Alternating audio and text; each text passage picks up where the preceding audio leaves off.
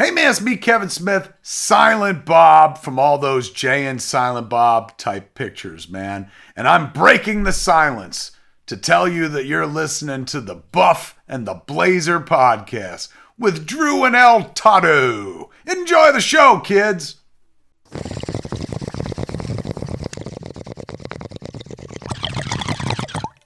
Hey, Toddo.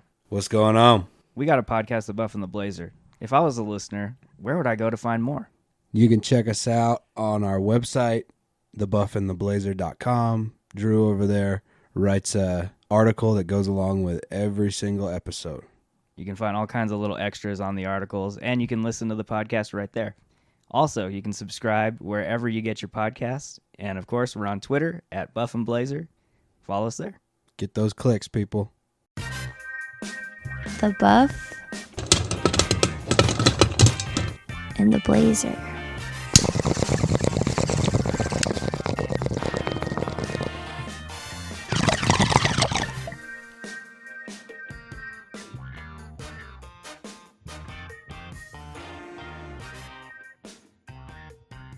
Welcome to episode 67 of the Buff and the Blazer podcast, the show where we break down, discuss movies, old movies, new movies, everything in between.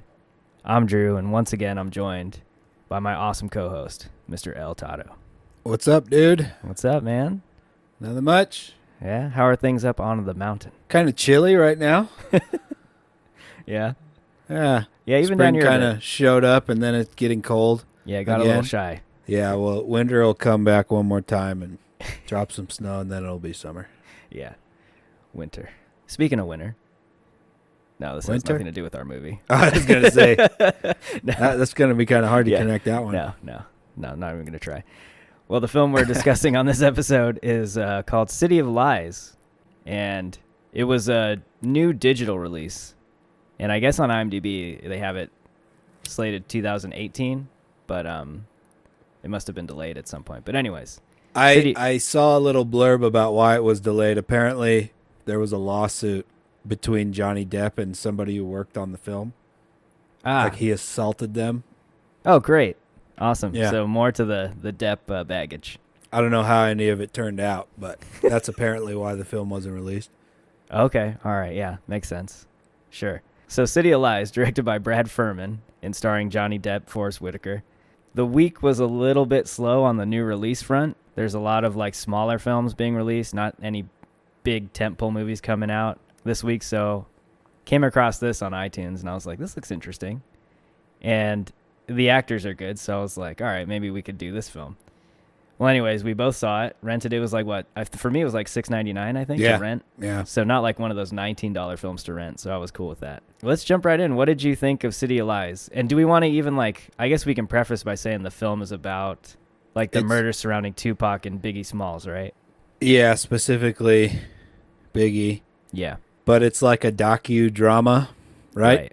Mm-hmm. So there's a lot of real footage, and then there's a lot of, crossover, right? They're kind of like, it's almost reenacting a bit.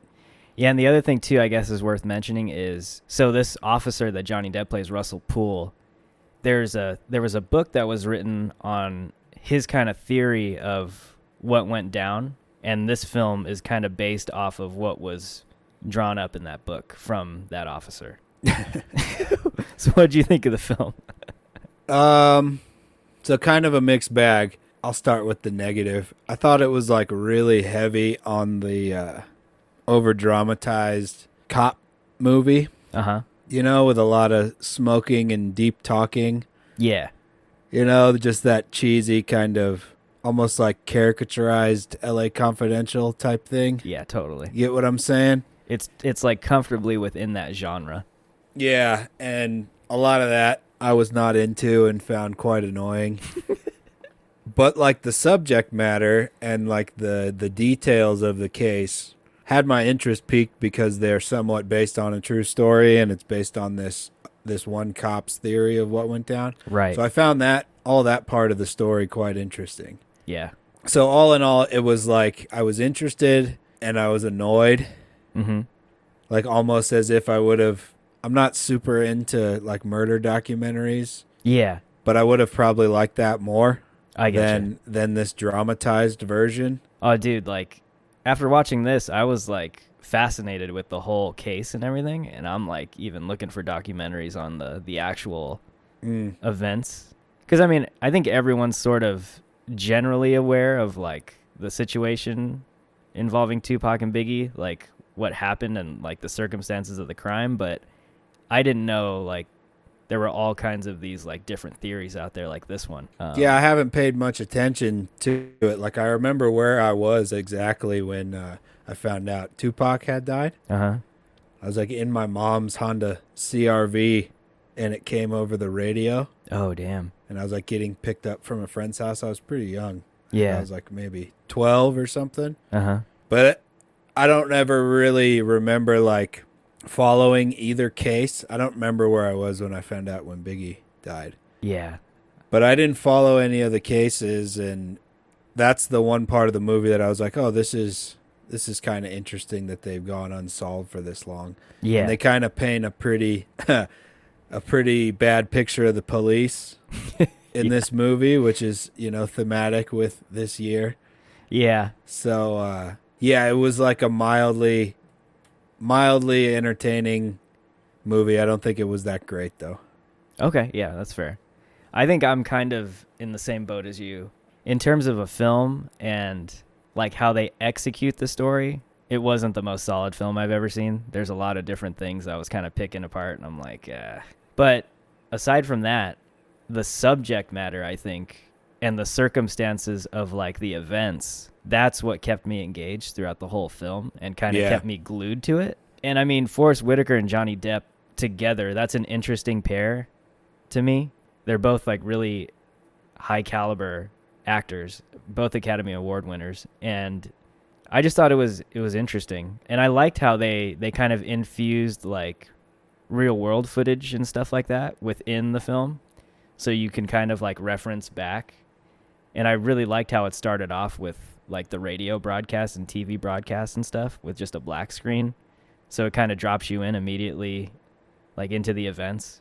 But yeah, some of the execution of the story I thought was a little like rushed and just seemed like everything came together a little too quickly. But I did appreciate the story quite a bit, and it piqued my interest to kind of dive in a little further into like what actually happened, because I just think it's an interesting kind of theory. Yeah, it didn't push me that far. Yeah. I wasn't jumping on YouTube and looking for conspiracy videos after the movie.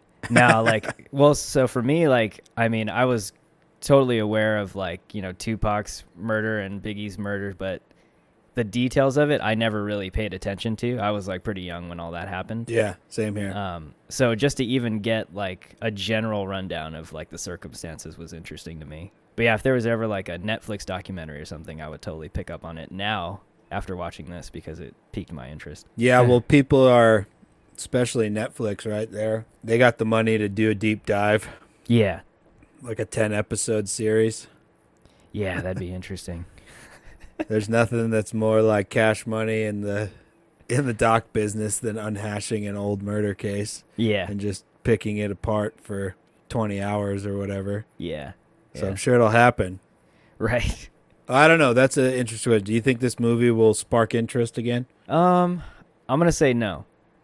And the reason I'm going to say no is because had it not been a slow movie week for us, I don't think we would have reviewed this.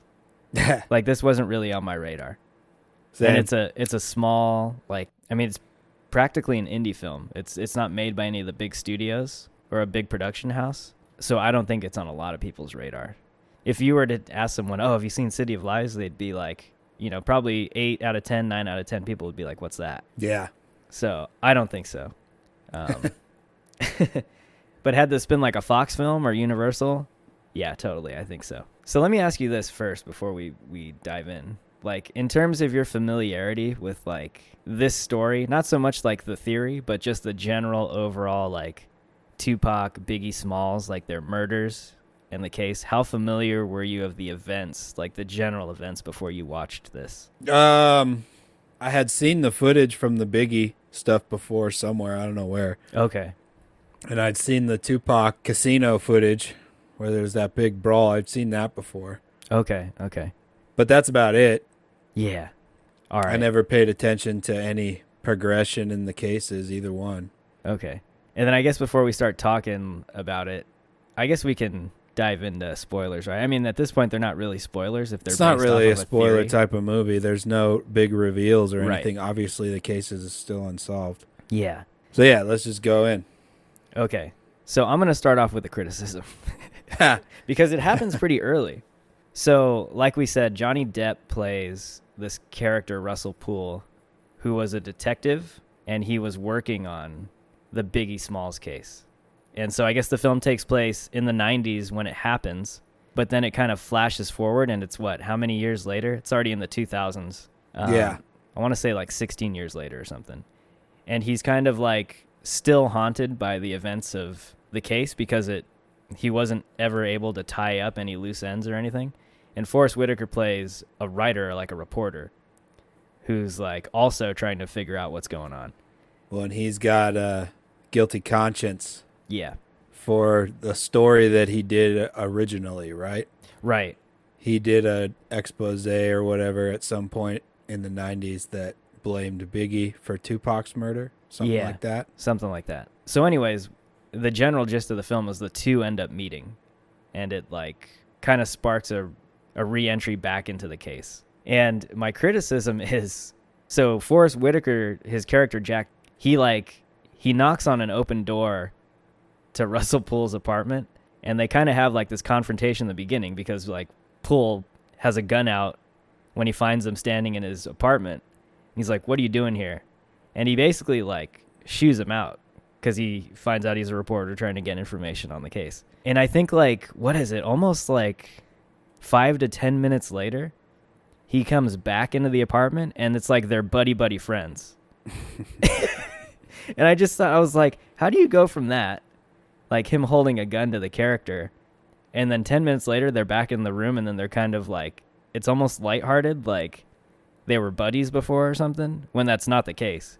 Yeah. And I thought that was kind of off to me. And I almost was like sensing that maybe it was something that got chopped up in the editing room or something. It's almost like it didn't fit together for me. Like he made his way in so easily. Yeah, like he ended up befriending Russell Poole, like Johnny Depp's character, so easily after that first encounter when it was so tense and so like antagonistic. Yeah, I guess you could kind of answer it by saying, Poole was still tormented by it. So like the fact that he realized somebody really wanted to dive in, that he was ready to talk about it all again, because that's all that's been going through his head for 15 years. Right. And like in his apartment, right, he has like all the pictures plastered up, like your typical obsessed detective. The conspiracy theory board. Yeah. Yeah, I can see that as a criticism. I don't know. That stuck out to me like immediately. My main criticism is with like the conflict of what you're supposed to be invested in the movie. Okay. So like I became pretty interested in the details of the case and all of the clues that start to get revealed. Yeah. Throughout the movie, but what I wasn't really connected to was like they kind of make you be sympathetic for both Poole and Jackson. Yeah. And I wasn't really invested in either of those characters' arcs. Yeah, I get you. I'm not really concerned with like the journalist that has guilt from a story he did a decade and a half ago. Right. And flipping his desk over and shit because he's so tormented by it and all this stuff. Like, I wasn't invested in any of that, Yeah, I get you. And then another problem I have with like the overall thing is like, okay, I get he's trying to solve the Biggie Smalls case, and his detective work has exposed like concretely that there's this massive like corruption within the LAPD, with gang members being able to infiltrate and kind of operate within the LAPD. Yeah. And that's not enough for him. He's like, yeah, but we need to connect it to this murder.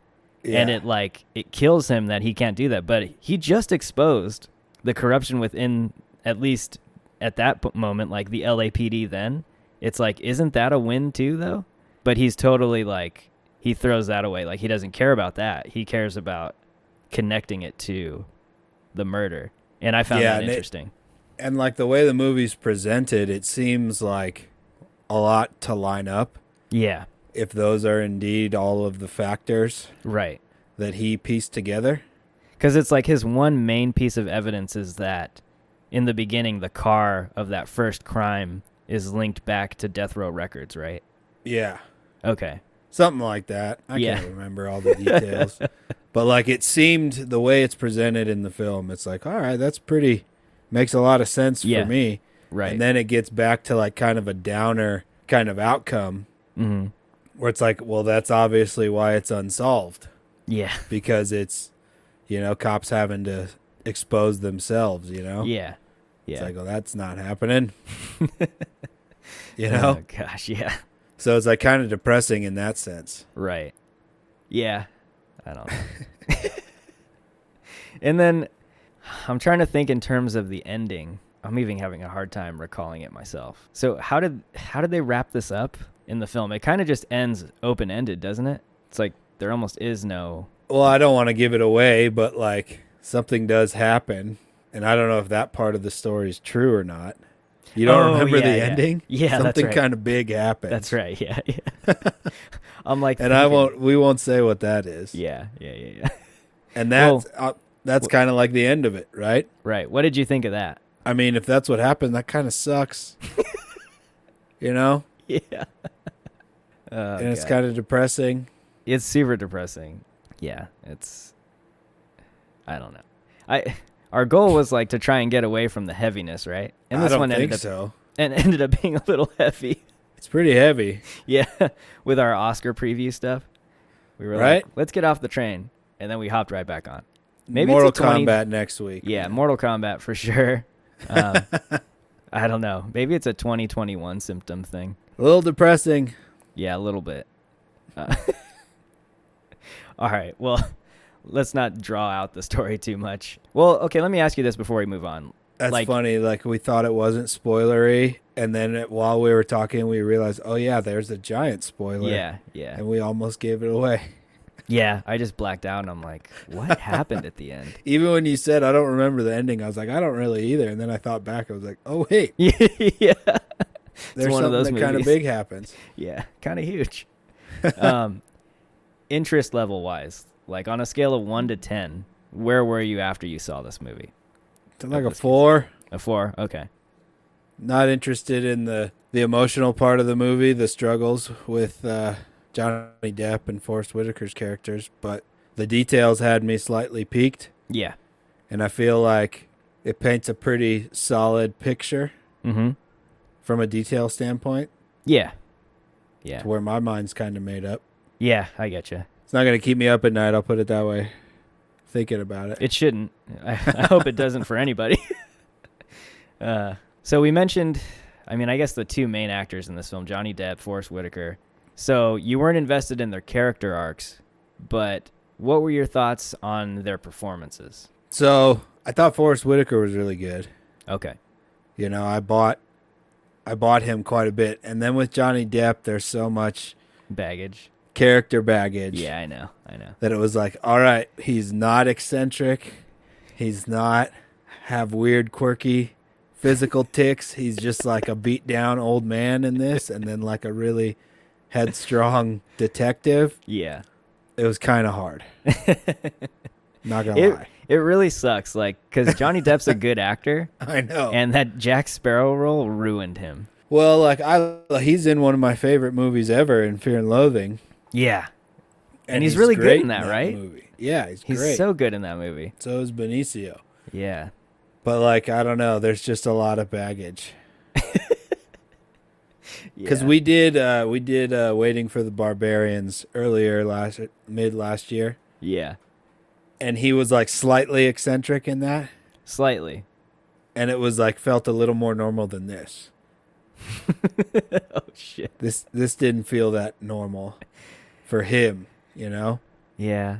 I don't know. I guess for me, I wasn't as... Because there's some roles where I see Johnny Depp in, and I'm like, that's off.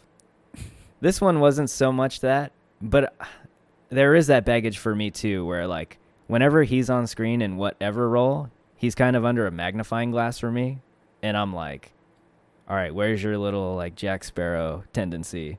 The thing I always laugh about when I see Johnny Depp in a role that doesn't require any sort of like extra eccentrics, when he's just trying to play a normal person, like without any baggage, he even still like, he does this mumbly thing where like it sounds like he's inhaling while he talks. And it's like really hard for me to focus on his performance. But in this role, I was actually, for me, I think it worked. I think I bought him as the grizzled detective, I guess. Yeah, I think some of it had to do with like how much he leaned into the seen too much cop conversation dialogue. Yeah. You know? Like I don't know. There's just something about cop movies that I don't like very much. I get you. I totally get you. This over dramatized fucking hand on the head conversational. Yeah. You know, smoking a cigarette. You know, it's just, I don't know. It bugs me. Yeah. The detective stories for me, the ones that I always end up liking are the ones where the detective is like totally out of his depth and gets his ass kicked and stuff and dragged around while he's like trying to figure out stuff, like Jack Nicholson in Chinatown. He just gets jacked up and then is like trying to figure out what's going on. And we don't really get that with Johnny Depp, but I did feel like, you know how some crime dramas, they paint the detective as like this, almost like a superhero, like he can't do anything wrong and nothing will faze him. I never felt that in this film. I always felt like he was kind of almost like timid at certain points when he's like trying to uncover stuff and he's like investigating. That's a good point. Yeah. Especially when he has the confrontation with one of the other undercover people. Yeah. And he seems like he's completely like, he's totally timid and afraid. Yeah. Yeah, I'll give you that. He's He's not like the Keanu Reeves, you know, right. chasing down Swayze through the fucking LA River. Right. Exactly. Yeah. And then Whitaker, like, even though the backstory of like what's haunting him is that he wrote a story that he regrets, the way he acts that out, that pain, like you almost buy it. Just he does a good job of playing a haunted person. Yeah. And that's just because he's such a damn good actor. Yeah, I'll give you that. Yeah, like I agree. I don't think that's enough to make me sympathetic to that character. Just that storyline. So, two other characters, Toby Huss and Dayton Cali. Mm-hmm. I love those guys. Yeah. But this movie, every scene they're in is like the kind of shit that really bugs me. Like the golfing scene with Toby Huss. Yeah, like this just the cop talk, man. Yeah. Just like the over dramatic fucking cop conversations. I'm not interested in them at all. What do you like him from, Toby Huss? Fucking Reno, man. Reno 911. He's Big Mike. Yep. He's in so many episodes. It's hilarious that they cast him in this role. I know. But I mean, again, I bought him in that role in this film. I bought it, but yeah, like I didn't like any of it. Right. And then Dayton Cali. He's been in so much. Mm-hmm. Yeah. I think he's on a few shows that I've really liked. Deadwood. He was on Law and Order too, CSI. Oh, those are so bad. Yeah. Yep. Law and Order is like the perfect example why I hate like cop talk. Law and Order. Yeah. It's just so annoying. And it's crazy. Those shows run forever. And I don't know, they must have a following if they're still on. Yeah, because the well never runs dry with crime stories. Yeah, that's true, right? You always have something. Always. Yeah. I don't know. I've never been like a crime story kind of person. No. Like I know people who will like pound through true crime podcasts, and I'm like, why? Why do you do that to yourself? Me either. I did like True Detective, the first season. Okay, have you seen that? Yeah. So every time True Detective changed my mind, not with the genre, but I always tell True Detective, like with the line, I always tell people, like, if you're not into crime dramas, you will like this story. Like, this is how good the story is. And I'm talking about the first season of True Detective. Yeah, I didn't make it through the second season. I stopped. No. And I heard the second season was way worse. But yeah, so that's crime drama done well for me. Because I think it's more about the characters, really. Well, and there's a very creepy religious angle that I like in that. Yeah. You know? Uh-huh. It's almost like a horror Yeah, right? style detective work. Yeah. So that's one of the few where I'm like, that's almost a masterpiece for me. This was not that. Not at all. No. Okay, so let me give you an example. I was watching Seinfeld recently, and there's an episode where Kramer goes out to L.A. because Jerry takes his spare keys away from him. And he loses his privileges. But there's a scene where there's like a cop scene. There's like a murder in L.A. and they're trying to pin it on Kramer. And there's like a extra super cheesy L.A. cop scene. And it's on a sitcom, so it's like a caricature. But like, that's exactly what all the cops talking are in this movie. It's just super cheesy and really annoying. Yeah, I get you. Very, very. That's where my mind goes to is Seinfeld. The second there's like a cop over dramatized like a crime scene, you know, there's that in this where Johnny Depp's walking around and taking pictures with his Polaroid. It's just like, oh my God. Fucking cop movies. Oh gosh. But you can't, I mean, like you said, the Law and Order and all these true crime deals, people eat that shit up. Oh man, they have huge followings. Some people love it. Yeah. And like I get it. Like if you're interested in the case, I see why people get, hooked on some of these stories. But I don't know. Like had it not been Johnny Depp and Forrest Whitaker, I would probably have been less interested in this film. Yeah. To be honest. Yeah. Fair enough. So yeah, I don't know. Who else? Is there anyone else we want to give a shout out to? Shout out Biggie's mom. Yeah. Was that actually Yeah, her? that's actually her. Wow, okay. At the end. Yeah. Willetta Wallace. Mm-hmm. Yeah, we had like a few supporting characters. I thought overall, all of the kind of, ancillary characters were all really good and really believable. Yeah, I thought so too. Did you like a lot of like the Death Row Club scenes and stuff? I thought they were cool. I mean, in terms of like how they were shot and all that? No, just like believable.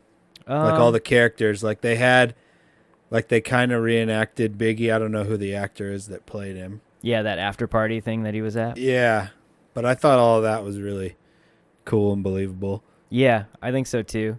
What did you think about it?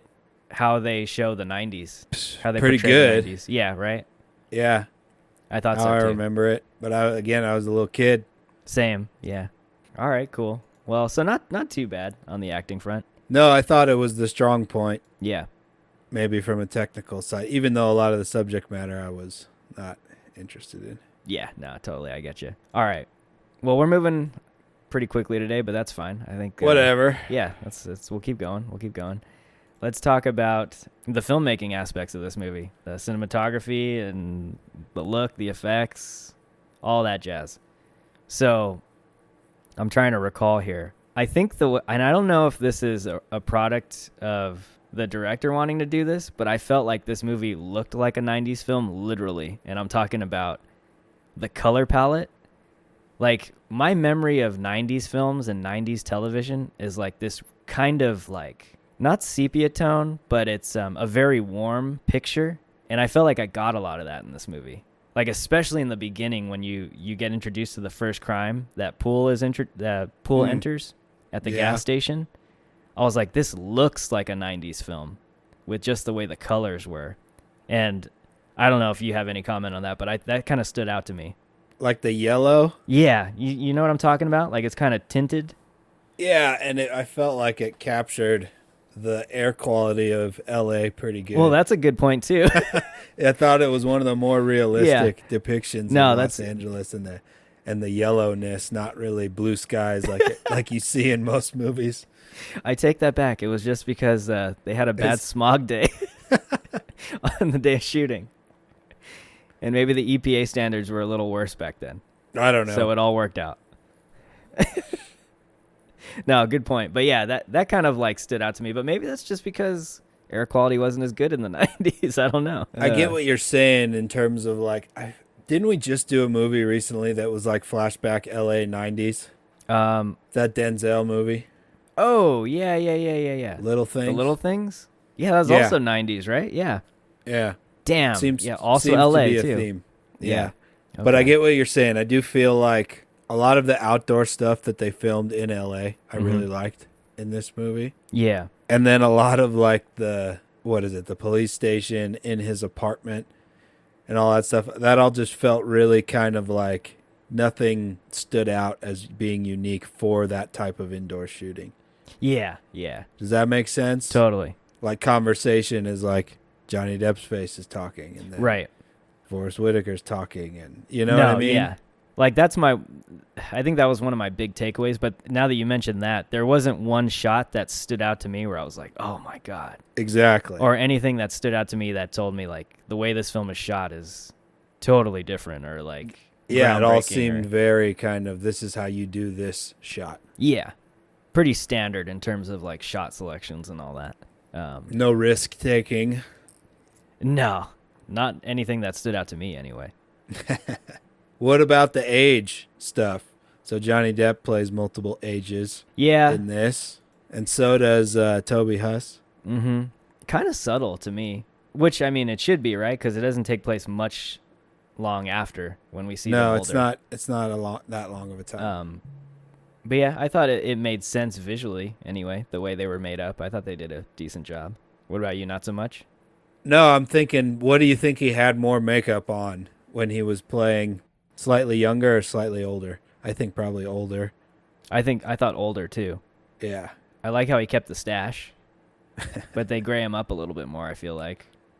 The cop stash. Yeah. Even Toby Huss, right? Does he have a stash in this movie? He does. I think so.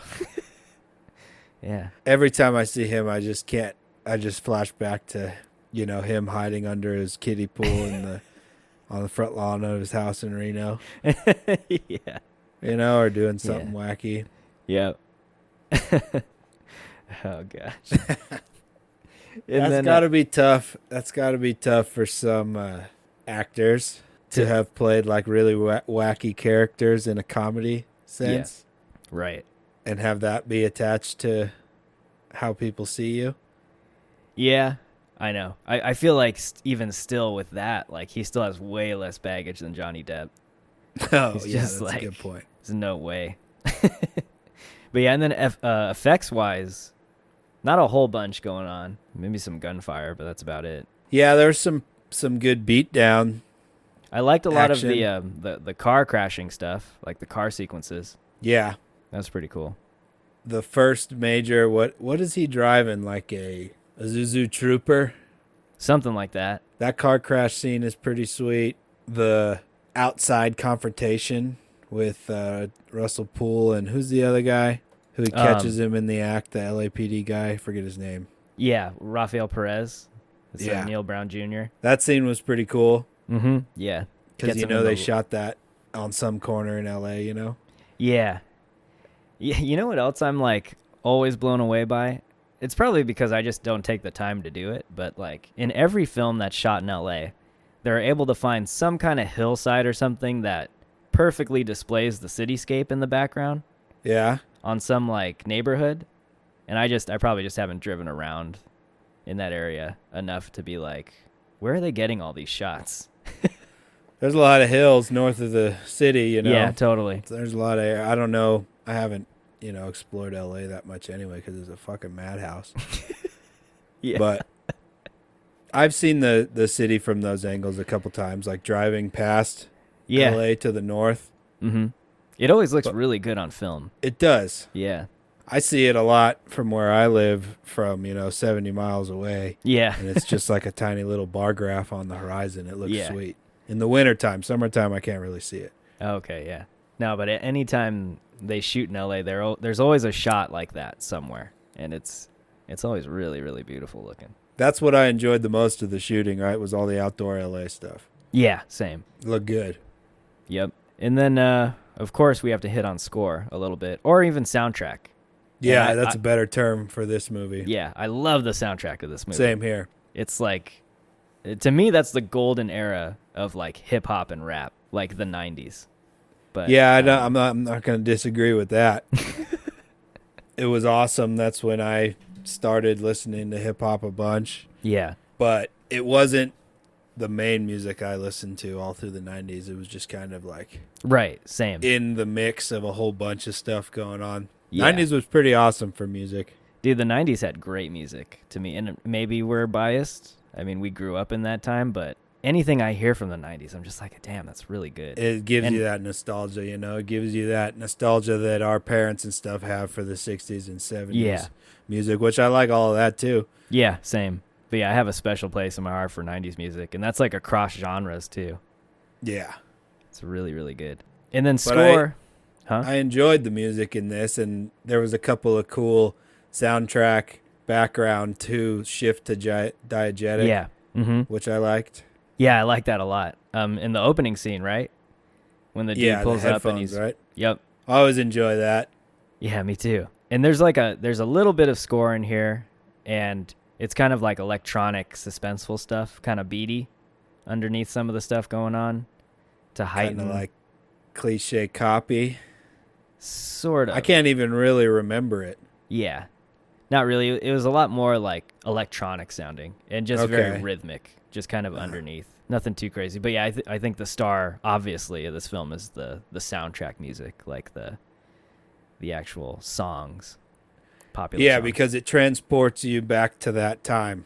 Yeah. And that's probably a huge piece of what brings you back to the 90s in this movie is like the music. It's an easy way to get back to any kind of time period. Just blast a song from, a popular song from the decade or whatever. Yeah, and the fact that the music pulls you in, it almost pushes you away a little bit from the characters, right? Because the whole movie, there's kind of this push and pull between are you paying attention to the case or are you paying attention to the emotional struggles of Russell and Jack?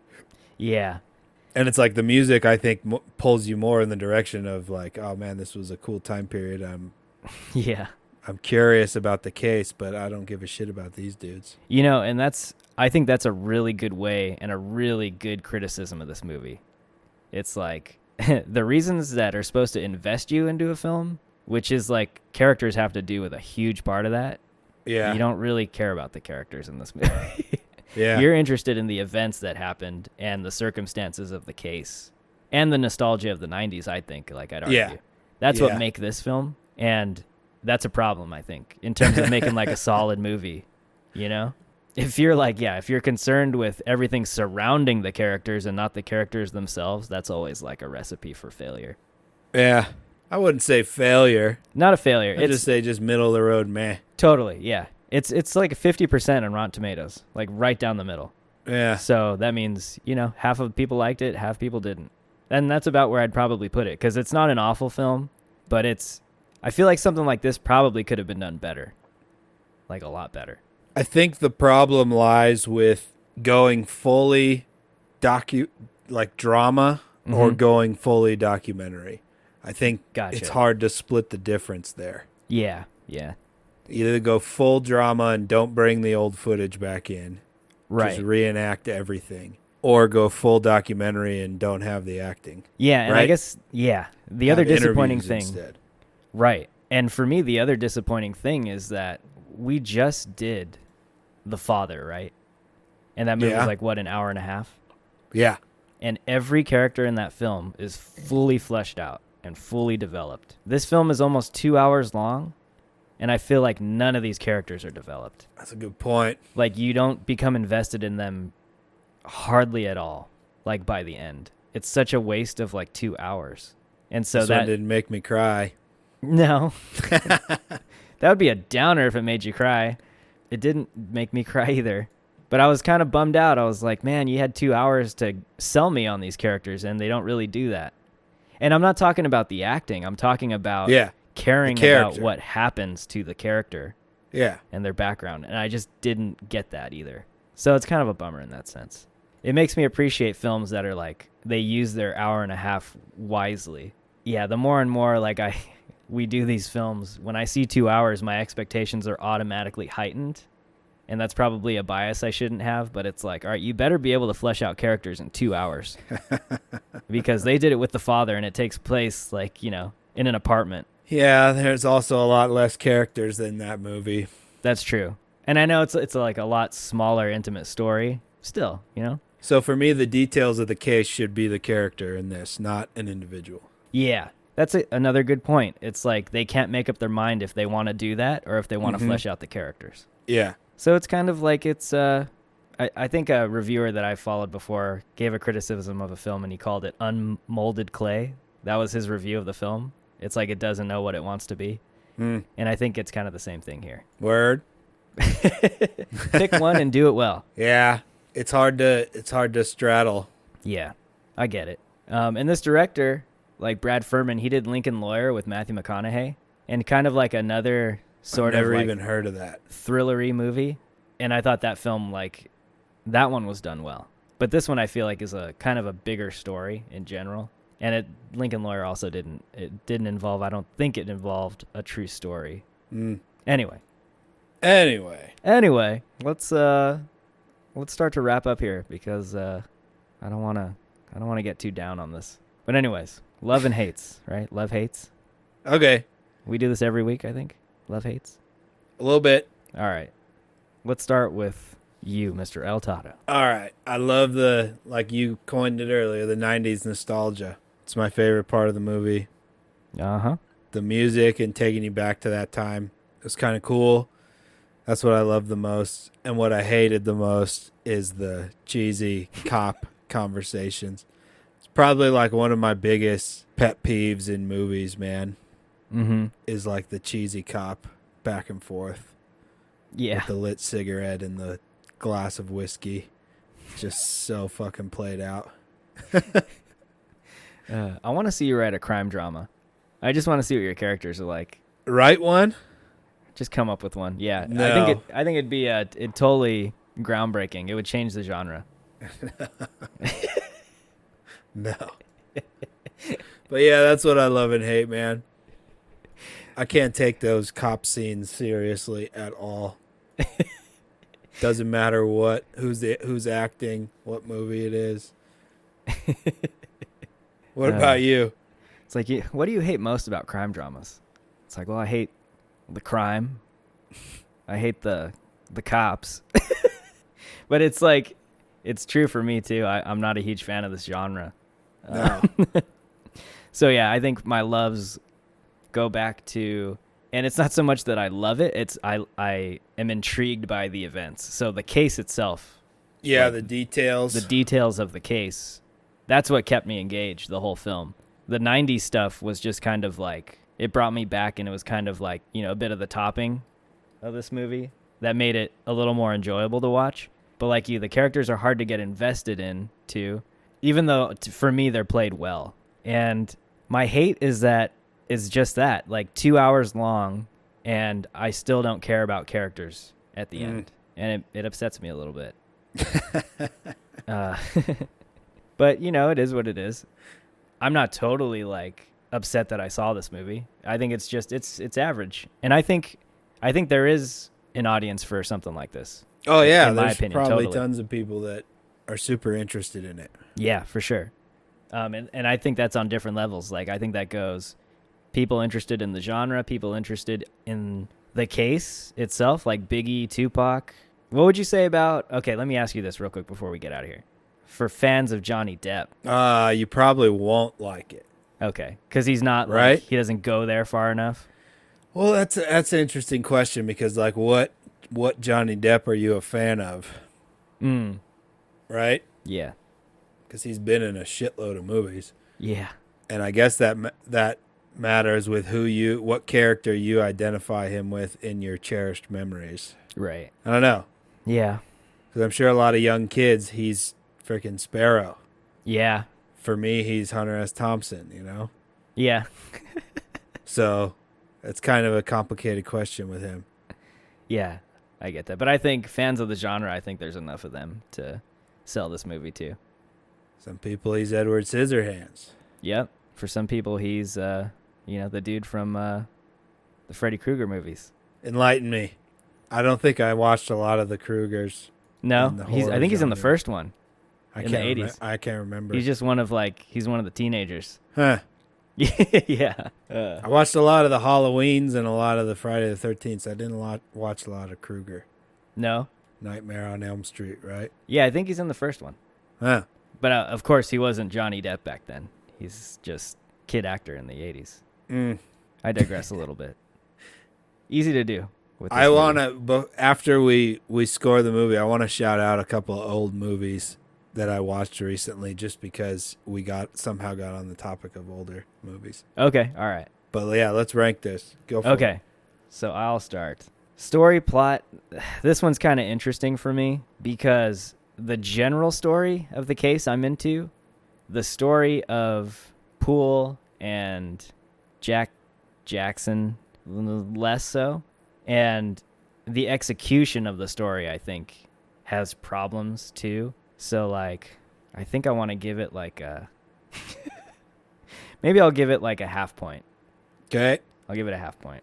Characters and acting, I thought it was decent overall, and yeah, there's still a little bit of that like Johnny Depp baggage, but I thought it was less so than I was expecting.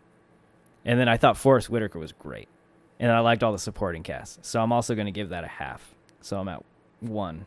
Nothing spectacular in the cinematography, but also nothing that I thought stood out in a bad way. And then I see a trend here. Yeah.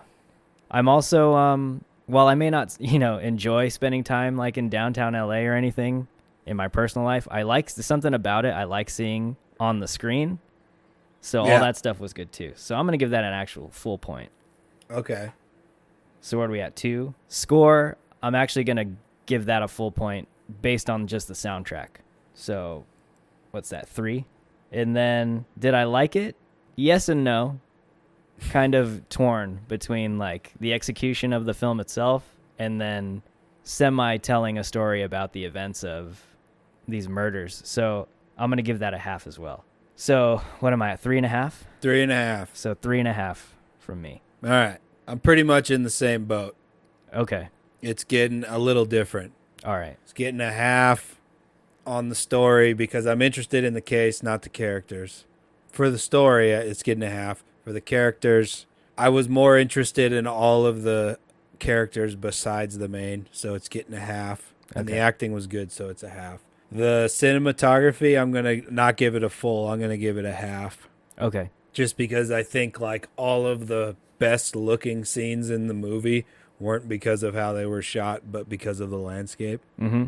And all the indoor stuff seemed very cookie cutter to me. So it's Okay. getting a half. So I'm at 1.5. Score's getting a full point. I'm at 2.5. And the feels is getting a 3. Feels is getting a half. So it's getting 3. Okay, so 3. 3 bong loads. Yeah, like you said, I was slightly interested in it, but not really invested in what you're supposed to be invested in the characters. Yeah. I guess. Yeah. Huh? Details, not people. Yeah. And I guess it just comes down to, most films that are released aren't good. You have a handful of ones that are. And it's just, you can't get them all right. But it's not awful. It's not awful. It's not awful. It's worth $7 if you're interested in the case. Totally. Like if you want something to, you want to watch something because you're bored or like you want to watch something new, this one's out. I didn't feel bad about renting it, $6.99. So are we done with I want to City shout Alive? out. Okay, so let's get to your special segment. So I watched 2 80s movies this week All right. that totally hold up and are awesome still. Okay. I hadn't seen them in probably over a decade or more Uh-huh. because once everything kind of went to streaming, I had no way of finding them. But The Labyrinth and fucking The Neverending Story are on HBO Max. They just got put on there. Uh-huh. And my lady had never seen either of them. Really? Yeah, and those were like huge ass movies for me as a little kid. They came out when I was like, 1 or 3 or whatever. And they're awesome still. I watched both of them in the last 2 weeks. and they're awesome. I just want to say that. I've It's totally seen worth Labyrinth watching again. more recently than I've seen Neverending Story. Dude, Neverending Story is better than Labyrinth. Really? Yeah. Wow, It's still so cool, dude. I'm such a big fan of Jennifer Connelly. Both of those movies are still And Bowie. so cool. Like, come on, Bowie. But yeah, Neverending Story. I saw it a bunch as a kid. Yeah, I watched it probably, 100 times as a little kid. Yeah. And like, I'm trying to think of the year that movie was released too. Let me see. It was like 86 or something, I think. Really? Yeah. I just remember it always being on as a kid. And like, Yeah. that was in the 90s. So I don't know. I don't know. I if it don't was know just, like, where or if we had them on VHS as a Wii tot. I think we may have, but that's my old movie shout out for the week to recommend because I had been wanting to watch them again and see if they held up. Yeah. And like Labyrinth is pretty ridiculous, but the puppets and stuff are so cool. And then just Neverending Story is so freaking good. I Does love the it. horse scene still hold up? Dude, in the swamps of sadness, man. Yeah. Yeah, our text. Yeah. Dude, it's awesome. I never could handle that scene as a kid. Oh, it's totally awesome. Go watch them if you got HBO Max. All right, cool. And don't remake them. Whoever's out yeah. there, don't remake them. Yeah, that's gonna be tough. But yeah, we live in an age of remakes. But HBO Max, yeah, it's like pretty sweet. A lot of good stuff on HBO Max. I think out of all the streaming services I subscribe to, I've been on that the most. It's good. Mortal Yeah. Kombat this week. Yeah. So Friday. But hopefully, yeah, we'll be able to get that one out, and that'll be the next one we review. But yeah, that's all I got, man, on this episode. Is there anything else you got Nah. before we head on out? Kind of Cool. blah of a movie. Yeah. All right. Fair enough. So that was all we have for you. Episode 67. We broke down a little bit of City of Lies, directed by Brad Furman, and it's available digitally if you want to rent it. But yeah, it was an okay watch. Okay watch. But until the next one, which should be Mortal Kombat. Yes. Catch you They guys pushed next it time. a week. So Yeah. we couldn't do it this week. Right. So that's all we got, man. And have a good week, everybody. And we will catch you with Mortal Kombat. Peace.